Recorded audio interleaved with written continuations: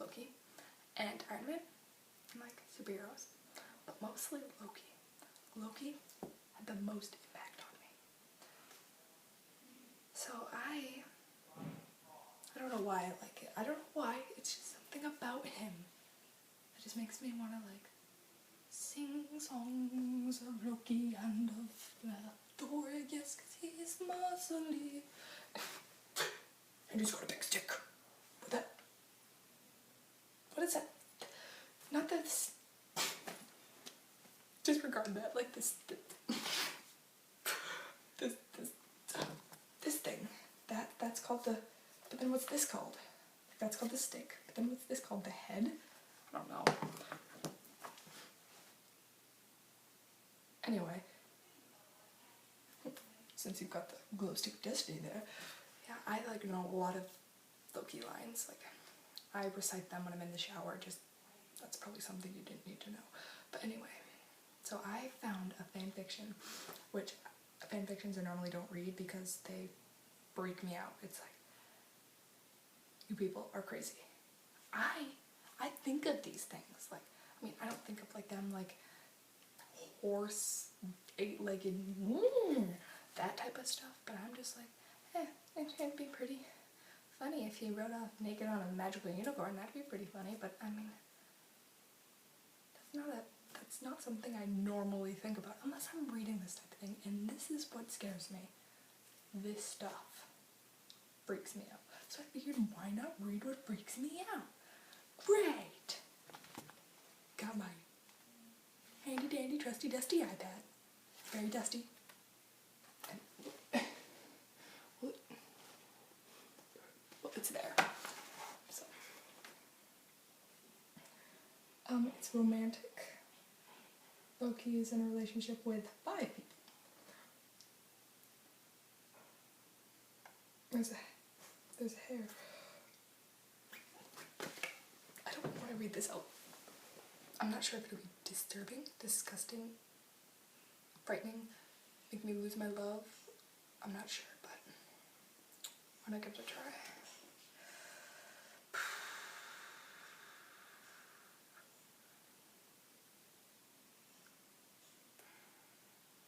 Trying to find something good to read it.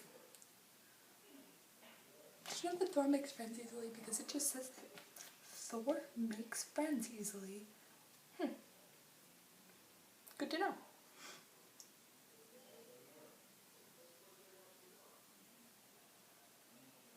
Ooh, I want to read this.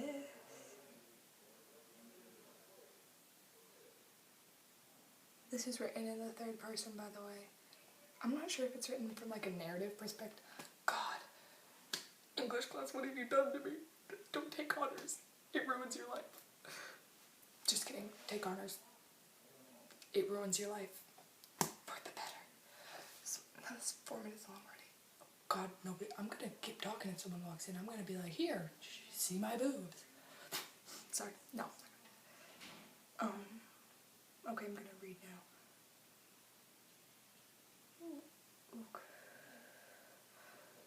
When this is about them in a fight right now, and they're like battling practice. When it becomes apparent that Loki shall never beat Thor in a battle of mere strengths, he turns to wits. I'm not reading this in light character, I really don't want to, I'm just gonna read it. Thor does not expect his brother to fake a fall, so, except when he fakes a fall and fakes death, that he didn't expect. So when he leans forward to pin Loki and declare victory, he is surprised to find that his feet swept out from under him. He crashes into the dusty ground and his sword falls to his side. That's the swords that they use on Asgard. They're called thorns. They're Thor's swords. Falls clattering far enough away that quick-thinking Loki is able to grab it. When he holds the sword to his fallen brother's neck, claiming victory, the look upon Thor's face was quickly warped by from stunned to furious. He cheated. He cheated! Thor his father, whom has been watching from a distance. That is cowardly, father. Loki smiles despite his brother's protest because he is sure that Odin will appreciate his cunning. He turns to face the All-Father, expecting a warm-hearted laugh at Thor's expense. Instead, their father's gait appears grave, if not angry with what has transgressed. I don't know. Loki, Odin says slowly, I would ask that you act as a prince in future combat. A prince does not deceive. He's the god of freaking mischief. What do you expect him to do? Beat you with a toothpick? You must face your battles as a man. No tricks. No tricks for you. God, everybody's so mean to Loki. Now I know why he killed people. Loki's smile fades in the warmth that filled him moments before faded. It should be faded. Until he remembers how cold he always is, inside and out. I have a story that I wrote about Loki that I should probably read to you guys after this. I feel so bad for him. I'm just like, give me a hug. Bro. Buddy. Because I'm not a guy. I just feel really bad. Because he's a misfit. And he's like, I just wanted you to love me. And he's like, no, you could have never accomplished anything. What? That's not how his father talks. He's just basically naming your son Loki, and Loki means mischief. No. Anyway, continuing.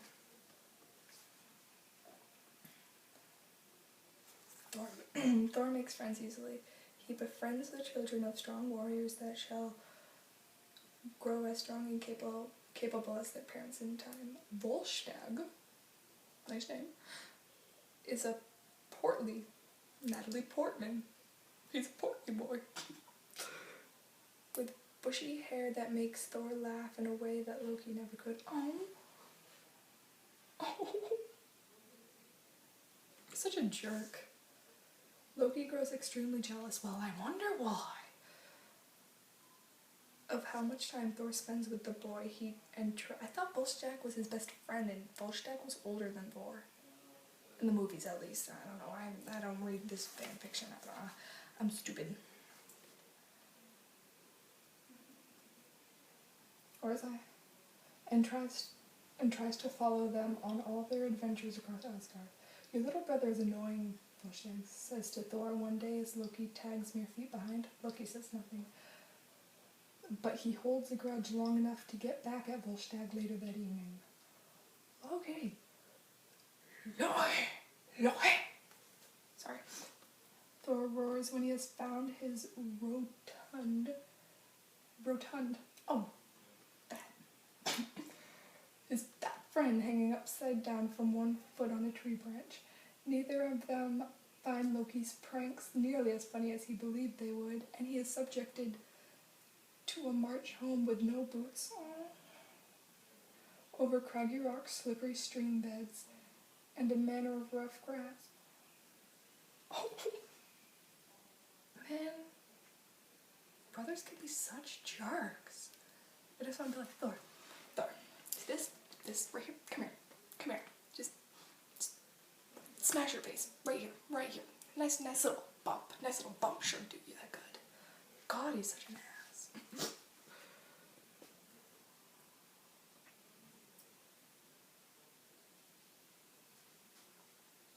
Neither of them found Loki's pranks very funny. Apparently, I just reread what it. No. Haugun is quiet and dark, so Loki is pleased when he finds that Thor has a friend whom he may actually get along with. However, Loki quickly learns that Haugun's interests do not lie with magic. Oh, God. A newfound love for Loki. Or quiet nights reading a book by lamplight. Oh, Loki kind of sounds like me. Evil to the bone, unpleasant to the core. But he's fun and likes to read and write and, play with Tinkerbell. exact way that you thought I meant it. Where was I? Hogun is a fierce warrior that wields a mace and in combat training. Loki regards the bulky, blunt objects he swings about as an indication of Hogun's true nature, behind the veil of cynicism and logic. Then there is Fandral the Dashing, a perfect example of Asgardian youth. Loki envies his golden hair so much. I see talking about Thor. His golden hair so much that he swears he could not hate no other more, until Sif. Sif is the only female that Loki has interacted with on a personal level aside from his mother. And everything about her is repulsive to him.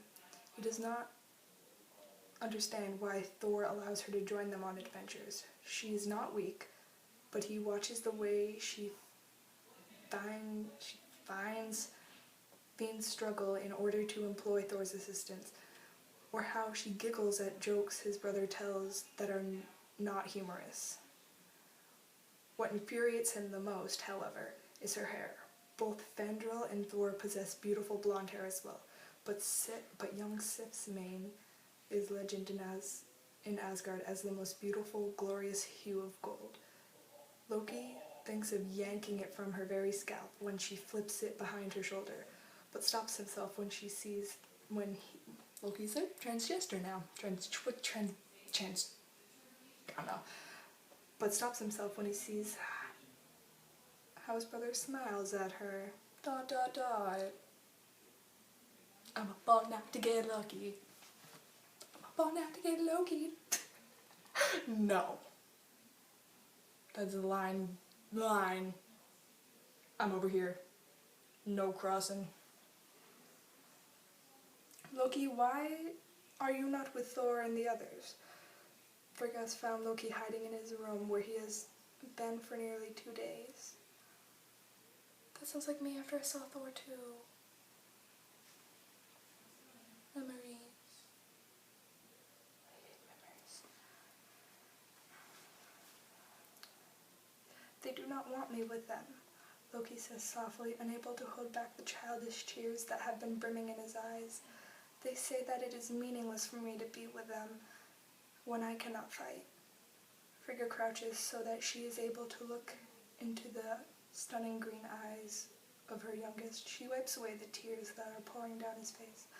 Loki, she says softly, why don't you show me the magic that you have been working on?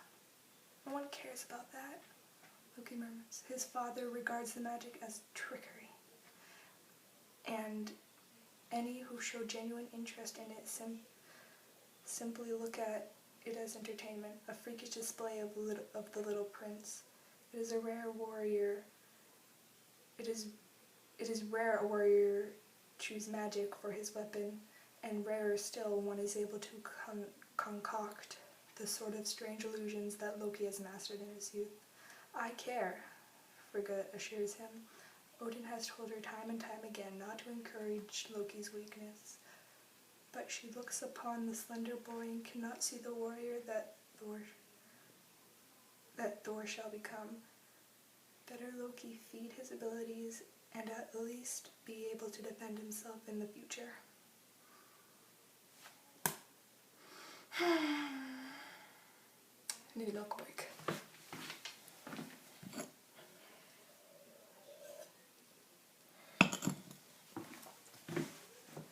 This is gonna be long, so if you don't like long videos. I'm tired. Let's continue. I'm gonna stop and part this so it makes it a little easier to watch without endlessly dying inside.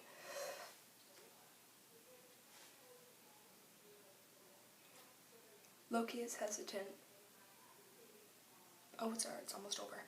Loki is hesitant, but at last agrees to conjure a doppelganger for his mother. Oh, this just made me understand something. He is able to create up to 3 now, but they are ethereal, ghostly they're ethereal. pronounce it, ghostly beings that barely hold form. He has perfected one, however, and he chooses to show his mother the perfect replica of himself that he's able to create with only slight concentration. The Loki replica appears before them, pale, dark-haired, and wearing the same exact sad expression as its creator. Frigga sucks in a quiet breath upon seeing it. It is so real, so very much like her own Loki. When she reaches out to touch its shoulder, her hand falls through it as if the replica is as fragile as a spider web. I don't think that is something I can change, Loki says softly. Frigga tries to shield her shock as best as possible. Do they talk? She asks. No, but they listen. Frigga's heart falls. How many times has Loki sat within his room speaking at a creation that will never answer?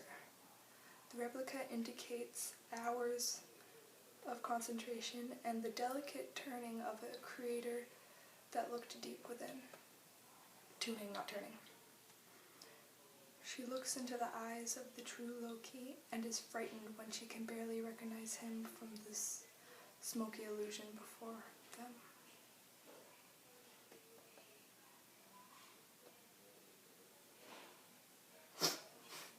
Oh my god, that's sad. There's 2 parts. I want to read the second part. That was awesome. I'm going to read you guys mine. Or should I save that for part 2? It's been 20 minutes. I'm going to pause it. Thanks for watching.